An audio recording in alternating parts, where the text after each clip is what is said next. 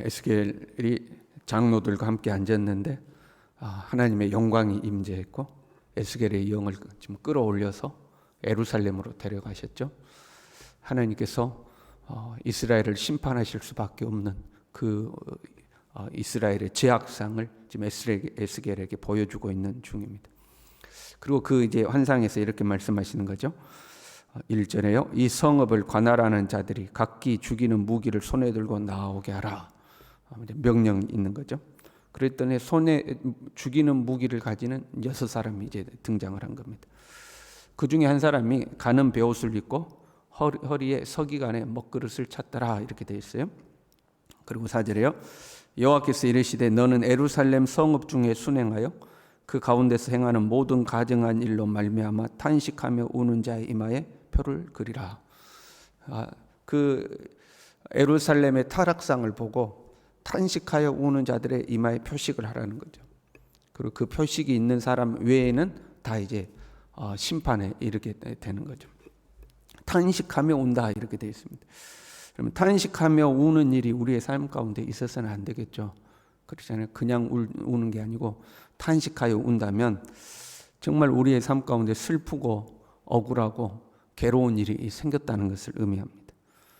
온치 않는 질병이 찾아왔다거나 하던 일이 망하게 되었다거나 그러나 그것보다 더 큰 아픔은 사랑하는 사람이 세상을 떠나게 되었다거나 그럴 때 우리가 통곡하고 목 놓아 탄식하여 울잖아요. 그런데 본문에서 지금 탄식하고 우는 사람들은 그런 사람이 일반적으로 살아가면서 겪게 되는 생로병사의 어떤 그러한 순환 속에서 겪게 되는 아픔, 누군가가 먼저 세상을 떠나서 탄식하여 우는 그런 울음이 아닙니다. 이 본문의 사람들이 탄식하여 우는 것은 다른 일이 아니라 하나님 앞에서 가증한 일을 행하는 그 모습을 보고 탄식하여 울고 있는 겁니다. 우리가 어지간해서는 내 일이 아니고 다른 사람 집에 슬픈 일이 생겼어도 우리가 이제 장례식을 가잖아요. 그러면 나이가 많아가지고 하나님의 부름을 받은 사람, 그러면 덜 슬프죠. 그래도 이별이기 때문에 슬픈 건 있습니다. 그러나 이제 덜 슬프죠. 그러나 부모를 앞에 두고 자녀가 먼저 갔다거나 그러면 마음이 굉장히 아프잖아요. 그러한 어떤 슬픔이 있는 곳에 우리가 갔어요. 그러면 우리가 그런 장례식을 가더라도 거기에서 장례 예배를 드리고 또 가족들의 모습을 보고 그러면 마음이 아프고 우리가 눈물을 훔치기도 하죠. 그러나 우리가 그 장례식을 나오게 되면 그 슬픈 마음도 사라지는 겁니다. 왜? 내 가족이 아니기 때문에 그렇죠. 끝까지 남아서 통곡하고 몇 날 며칠 그 아픔을 견디지 못하고 1년이 지나고 2년이 지나도 그 슬픔이 유지되는 것은 가족이죠. 자기 가족이기 때문에 그 아픔이 존재하는 겁니다. 그러니까 슬프고 괴로워서 탄식하여 운다. 그럼 내 가족의 일처럼, 내 자신의 일처럼, 내 사랑하는 사람의 일처럼 그렇게 친밀하게 느껴야 그 탄식이 나오는 겁니다. 그러지 않으면 그냥 눈물 한 번 훔치고 아이고 어쩌다 저런 일이 있었냐고 끝나는 거죠. 우상 숭배하고 있어요. 부패하고 타락했어요. 그냥 어두컴컴하고 음침한 곳에서 탐욕의 연기를 피워 올려놓고 온갖 불평과 불신의 말을 쏟아놓고 있어요. 그러한 모습을 보고 지금 탄식하여 우는 겁니다. 여러분 한번 생각해 봐요. 그 탄식하여 우는 울음이 거기서 우상 숭배를 하고 있는 그 사람들을 위한 울음일까요? 아니면 그러한 모습을 보고 있는 하나님의 마음을 위하여 우는 울음일까요? 그러니까 우상 숭배하는 사람들이 불쌍해서 탄식하여 울까요? 하나님의 성전이 그렇게 더럽혀져 있어서 하나님의 마음이 어떨까 싶어서 그 하나님의 마음을 헤아려서 우는 울음일까요? 부패하고 타락한 이스라엘을 보고 하나님 어찌하여 이 도성이 이렇게 되었나이까? 어찌하여 하나님의 성전이 이렇게 되었나이까 하고 하나님을 위하여 우는 사람들이죠. 그냥 탄식이 안 나온다고 그랬어요? 그만큼 친밀해야 탄식이 나오는 거예요. 이 사람들은 하나님과 엄청 친밀한 사람들. 하나님의 성전이 짓밟힌 것이 너무 마음 아픈 거예요. 하나님의 성전이 이렇게 부패하고 타락한 것이 너무 마음 아픈 거예요. 그 정도로 하나님과 친밀한 사람들, 하나님을 가까이 하는 사람들. 우리 마음에 하나님을 향한 열심이 있어야 되는데 갈수록 그런 것들이 없어지는 거죠. 하나님의 일에 함께 기뻐하고 함께 슬퍼하는 것, 주님의 일에 같이 기뻐하고 주님의 일이 잘못되었을 때 같이 슬퍼하는 그 개그맨들이 하는 표현 중에 이런 거 있잖아요. 나만 아니면 돼. 이런 거 있잖아요. 나만 아니면 돼. 나만 잘 되고 현재 나한테 문제 없으면 하나님의 교회와 어떻게 되든지 상관이 없어. 하나님의 교회가 아무리 힘들고 어려울지라도 나만 아니면 괜찮은 거죠. 내 일이 잘 되면 하나님은 어찌 되든지 상관이 없어. 나만 잘 되면 교회야 어찌 되든지 상관이 없어. 하나님의 일에 함께 기뻐하고 함께 슬퍼하지 않는 거예요. 나 현재 뭐 경제적으로 큰 어려움 없고 세상에서 내가 도덕적으로나 윤리적으로나 크게 나쁜 짓 안 하고 사람들로부터 뭐 특별히 손가락질 받지 않고 내 가정 평안하고, 그러면 나만 잘 되면 괜찮은 거예요. 하나님의 일이 어찌됐든 간에 교회가 어찌됐든 간에 상관하지 않는 거죠. 나만 괜찮으면 괜찮다는 거예요. 우리가 과거에 가난한 시절에 부모님들이 또는 가족 중에 누군가가 회사에서나 어떤 모임에서 좋은 레스토랑을 갔어요. 또는 좋은 식당을 가서 아주 맛있는 걸 먹어요. 그럼 누가 생각난다고 그래요? 집에 있는 가족이 생각난다고 그러죠. 그래서 그보다 더 과거에는 보통 동네에서 잔치를 하면 음식을 부치로 이렇게 도와주러 가잖아요. 그럼 그 음식을 소매 안에 담아서 가족들에게 가져다 주곤 했다고 그러죠. 좋은 걸 먹으면 가족이 생각나는 거죠. 지금 배고픈 시절이 아닌데도 그런 거 있잖아요. 어디 좋은 레스토랑 처음 가보는 식당, 처음 가보는 음식 먹으면 우리 가족들도 나중에 여기 한번 데리고 와야겠다 이런 마음이 들잖아요. 좋은 데 가면 사랑하는 사람이 생각나는 거예요. 그러니까 우리가 무슨 일을 하든지 하나님이 생각나야 돼. 그게 하나님과 친밀한 사람. 내게 좋은 일이 생기면 이거 하나님의 교회 어떻게 나누지 못할까? 내게 무슨 일이 생기면 교회가 먼저 생각나고 하나님의 일이 먼저 생각나는 거죠. 바람이 불어도 내 논밭에 곡식이 어떻게 될까? 그 걱정과 함께 교회는 괜찮은가? 하나님의 집은 괜찮은가? 그게 먼저 생각나는 거예요. 비가 많이 와도 논밭에 식물이 생각나지만 내 일터가 생각나지만 동시에 교회 비는 안 새나? 교회가 먼저 생각나는 거예요. 그게 하나님을 사랑하는 마음이잖아요. 좋은 일이 있어도 주님이 생각나고 안 좋은 일이 있어도 주님이 생각나는 사람들이죠. 왜? 주님이 그만큼 좋고 친밀하니까. 지금 이런 사람들이 하나님의 교회에 우상이 들어서고 하나님의 교회가 타락해 가는 것을 보고 탄식이 나오는 거죠. 저 사람들 저래도 나만 내 믿음 지키면 돼. 뭐 교회야 어찌 됐든 간에 나만 내 믿음 지키면 돼. 뭐 다 각자 인생 사는 것이 나만 내 믿음 지키면 돼. 이게 아니라 이 말이에요. 교회가 그런 걸 보고 탄식하여 우는 사람.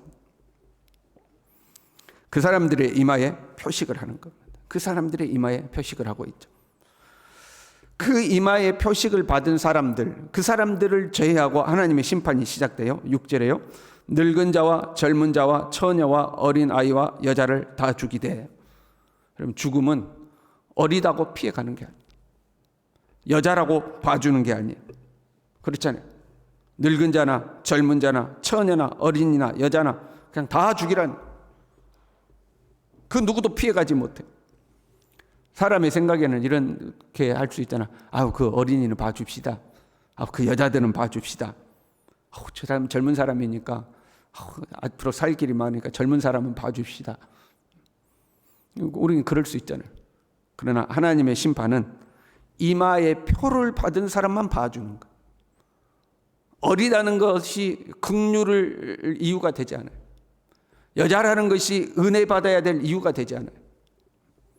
오직 하나님의 은혜를 입는 사람들은 그 이마에 표식을 하는 사람들, 그 사람들 외에는 하나님 심판이 다 임하는 거예요.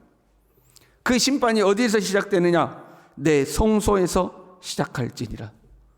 하나님의 교회에서부터 하나님의 심판이 시작되는 거예요. 그리고 그 하나님의 교회에서 시작되되 그들이 성전 앞에 있는 늙은 자들로부터 시작하더라. 늙은 자로부터 시작하는 거예요. 하나님의 성전의 늙은 자로부터. 세상은요, 어차피 심판을 이미 받았어요. 믿지 않는 자는 이미 심판을 받았다 이랬어요. 세상은 이미 심판을 받았어요. 하나님의 심판은 하나님의 성전에서부터 양과 염소를 가르죠. 그 양과 염소를 가를 때 늙은 자들부터 시작하라는 거예요. 단순히 나이가 많았다 그런 의미를 하는 게 아니에요. 이스라엘에게 있어서 늙은 자라는 것은 경험이 쌓여 있는, 지혜 있는 지도자들이라는 의미예요. 장로라고 그러잖아요. 그 늙은 자들이란 지금으로 말하면 신앙생활 오래 한 사람부터 시작하라는 거예요. 교회 오래 다닌 사람, 신앙생활을 오래 한 사람, 그 사람들부터 하나님이 심판을 시작하라는 거예요. 우리가요, 끝까지 신앙생활을 잘해야 할 줄로 믿습니다. 내가 신앙생활이 몇 년 차인데 그 몇 년 차 중요해요. 또 박수 받을 만한 일입니다. 그러나 끝까지 잘해야 돼요. 신앙생활이 오래되면 교회 생활에 익숙해지는 거거든요. 익숙해지면 둔해지는 겁니다. 그렇잖아요. 여러분, 우리가 익숙한 일에는 대수롭지 않게 생각해요. 그러니까 신앙생활을 우리가 잘해서 성령의 인도에 예민해져야 되는데 그냥 교회 생활에 익숙해지는 거죠. 교회 왔다 갔다 하는데 익숙해져요. 그게 신앙생활이라고 착각하고 그렇게 될 수가 있어요. 에스겔이 그 모습을 보고 하나님 앞에 부르짖죠. 엎드려 부르짖어서 주 여호와여, 이스라엘의 남은 자를 다 멸하려 하시나이까. 하나님 이러다 다 죽겠습니다. 그때 하나님 이렇게 말씀하셔요. 이스라엘과 유다 족속의 죄악이 심히 중하여 그 땅에 피가 가득하며 그 성읍에 불법이 찼나니 이는 그들이 이르기를 여호와께서 이 땅을 버리셨으며 여호와께서 보지 아니하신다 함이라. 다시 보세요. 9절이거든요. 이스라엘과 유다 족속의 죄악이 심히 중하여 그 땅에 피가 가득하며 그 성읍에 불법이 찼나니 이는이 뭐 말이에요? 이것은 왜 그러냐면 그 원인이 뭐냐 하면 그 원인을 이야기하는, 가장 핵심적인 원인을 이야기하죠. 죄악이 심히 중하고 땅에 피가 가득하고 그 성읍에 불법이 찼고, 그 아주 죄악상을 보여주는 거잖아요. 지금 하나님이 싹 다 심판할 수밖에 없는 그 이유를 보여주잖아요. 그런데 그 중에서도 이는 가장 중요한 게 뭐냐? 그들이 이르기를 여호와께서 이 땅을 버리셨으며 여호와께서 보지 아니하신다 함이라. 불법도 있고 피 흘린 것도 있고 우상 섬기는 것도 있고 하나님 앞에 잘못된 범죄들이 많은데 그 중에서 가장 심각한 범죄가 뭐냐? 말로써 하나님 앞에 불신의 말을 한다는 거예요.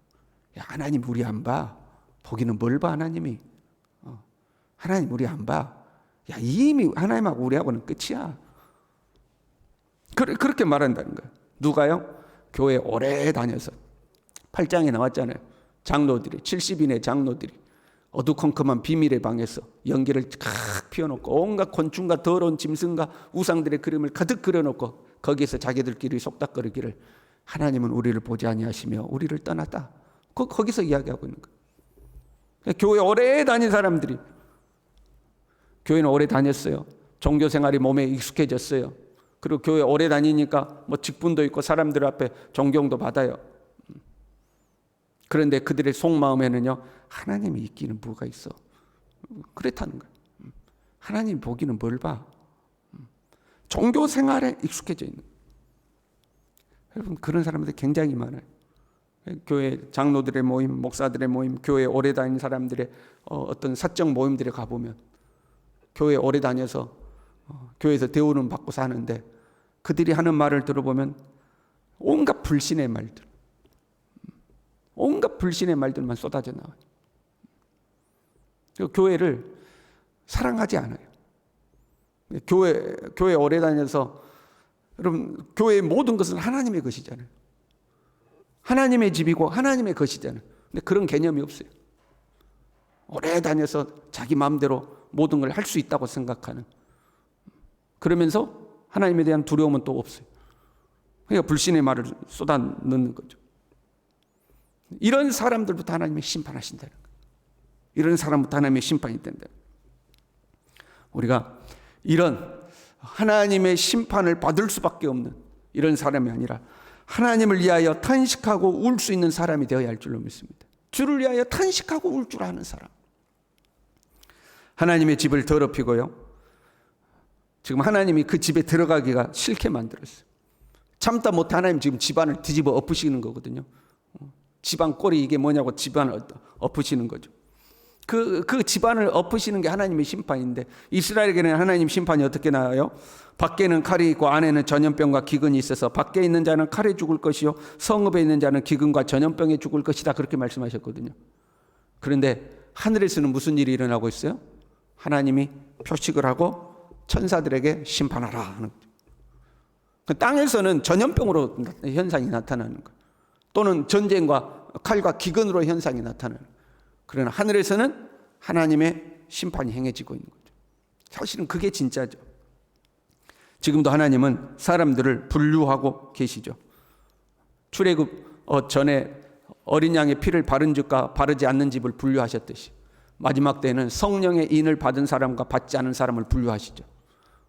성령의 인을 받은 사람만이 하나님의 나라의 부름을 받는 겁니다. 저와 여러분이 주를 위하여 탄식할 줄 아는, 정말로 예수 그리스도를 사랑하는 사람들이 되어서 성령의 입맞은 자들 다 될 수 있기를 바랍니다. 기도하겠습니다. 하나님 아버지, 교회만 왔다 갔다 하는 것이 아니라 신앙생활을 오래 할수록 그 신앙이 무뎌지는 것이 아니라 주님을 더욱 사랑하고 주님을 더욱 가까이 하고 하나님의 은혜 속에 살아서 주를 위하여 울 줄 알고 주를 위하여 웃을 줄 아는 그러한 하나님의 사람으로 살아갈 수 있도록 우리 모두를 붙들어 주시옵소서. 예수님의 이름으로 기도 올리옵나이다. 아멘.